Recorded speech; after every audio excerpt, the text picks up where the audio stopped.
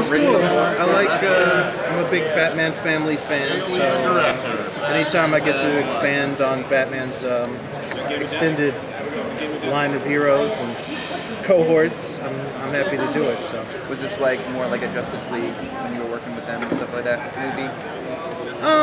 It's original?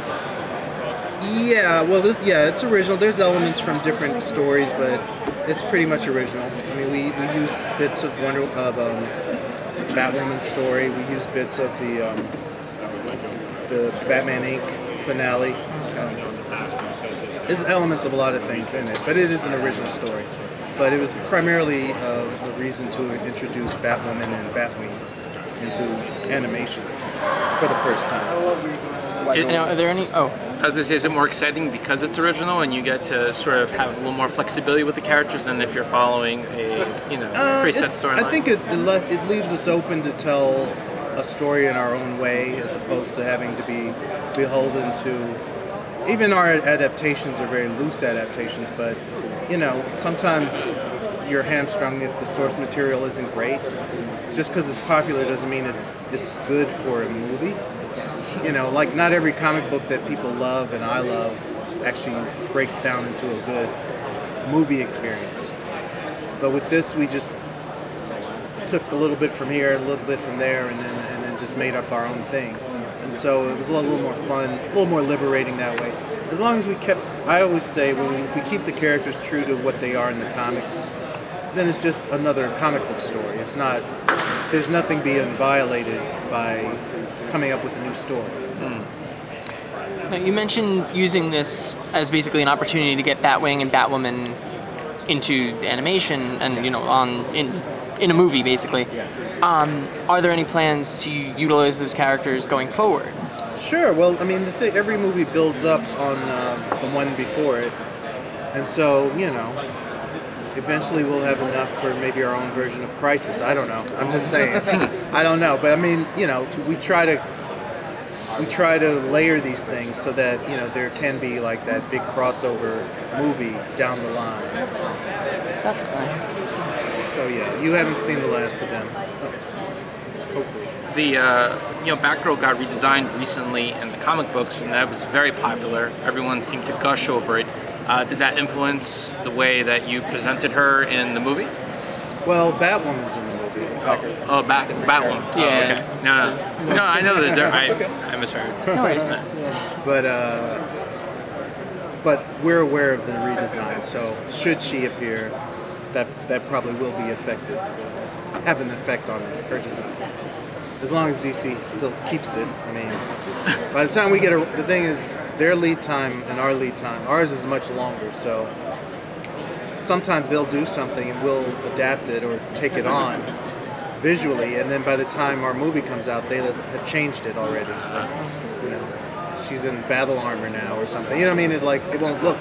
Then it'll make it look like we're behind the times. But what are you gonna do? What's the release date right now? There's no lockdown release date that I know of, but they say early winter of 2016.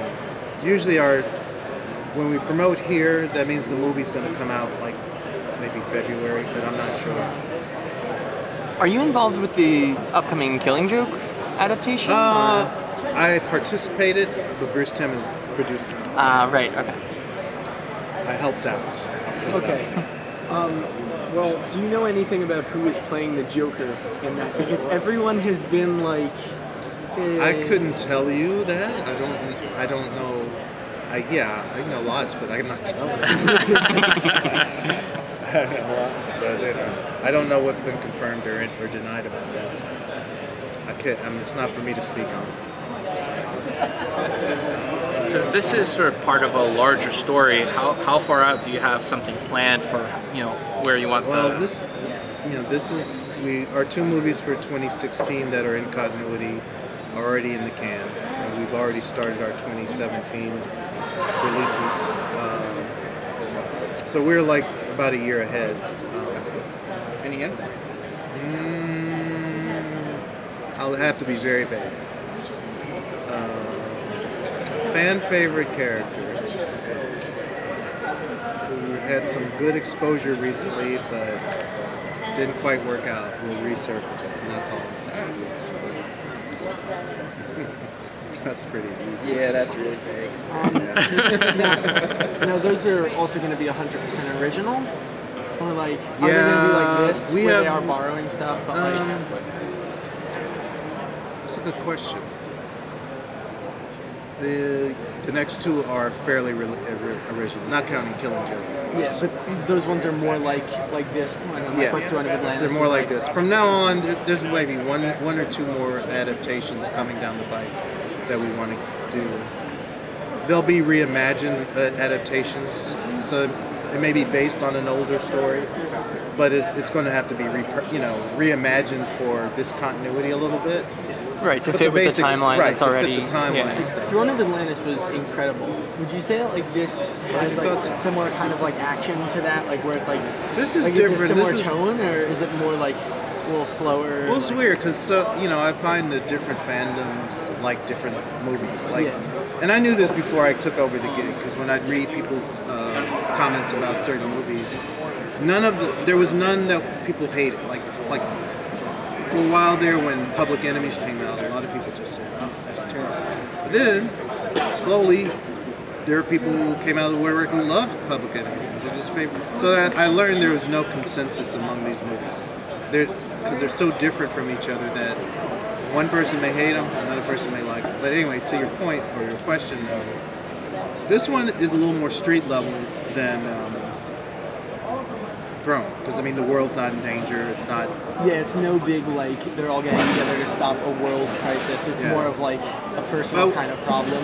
But I will say that Throne had a lot of heart to it. It was about Aquaman finding his roots, his connections and things, and to that level, there is a similarity with that movie and this a little bit. I mean, it's Batman, so of course it's darker, but there is, I'd say of the Batman movies we've done, this one has the most heart, but it's kick-ass action too, so I think it's enjoyable. It's a detective story though, given that Batman's... There's a little bit of a detective story, there's a little bit of the title Bad Blood has two meanings. It's kind of bloody and it's about family. And it's family on both sides. The villains are tied in a familial way, and then the heroes are tied in a not a literal family, but they're family because of their connection. So it has a lot more heart than I thought it would going in. I figured I figured that with this being with this being a Batman-centric movie, I figured this would be a good time to ask you, who is your personal favorite Batman, like actor-wise? Oh, actor-wise? Yeah. Well, I'm old. Adam West. I mean, Adam West. He's the one I hear in my head. Now, Adam West and Conroy. I love Conroy, but, I did Brave and the Bold and Diedrich Bader. For 3 years, he was my Batman.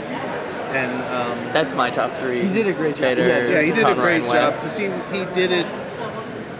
I needed a Batman who had, who was someone you could imagine sitting next to in the Batmobile. Yeah. And there's only two actors I know who I can do that with, and it was Adam West and Diedrich Bader. Like Diedrich is that kind of guy, and so.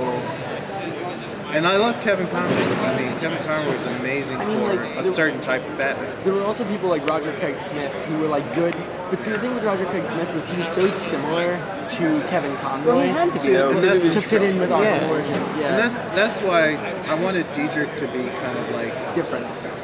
Well, we always kid and said he was, Kevin West or Adam Conroy. Yeah. Like he kind of blended the two aspects of them into a new thing. And then he became his own thing, and it was totally, Well, and it was great seeing him in some of the shorts, like the farm league thing. Now he's like he's one of the go-to Bat guys when he handles the lighter stuff. And then I have a question, by the way, about on the bonus features of some of on the Blu-rays, there was this little series that was done. The Batman of Shanghai. Yeah, Batman of Shanghai.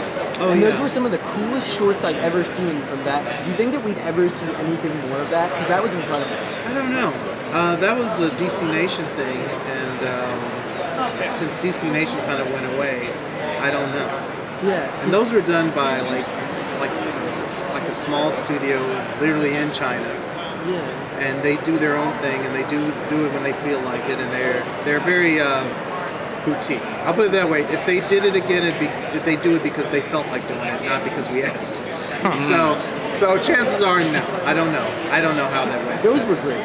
Yeah, those were cool. Those were very cool. I'd love to do a whole movie like that.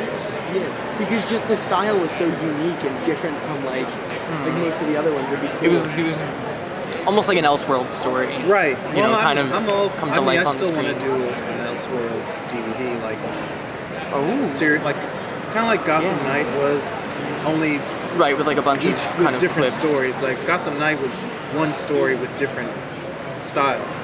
I want to do different styles, different stories, shorts, in one movie. What would your top picks be for that kind of Well, thing? Gotham by Gaslight, if it could be shrunk. I want to go back and do the Flashpoint Batman story, Night of Vengeance, because I really want to get that story out. Is that the one with Thomas and Martha? Or? Yes. Okay. Yeah, that's a great story. Yeah. We almost did that as a short to put in front of Flashpoint, and it would have been like only 10 minutes, but we couldn't get the money together at the last minute and stuff. It didn't happen, but I really wanted to do that. So that's my wish list. And then I forget the third one, maybe Red Rain. Is it Red Rain? Yeah. Yeah. So- When he's a vampire. Yeah. So someday. I have a question. Like you personally, have you looked into this stuff like outside of just the movies, like and the TV? Like, have you played any of the games or anything, or no? You know, I had the first Arkham Asylum.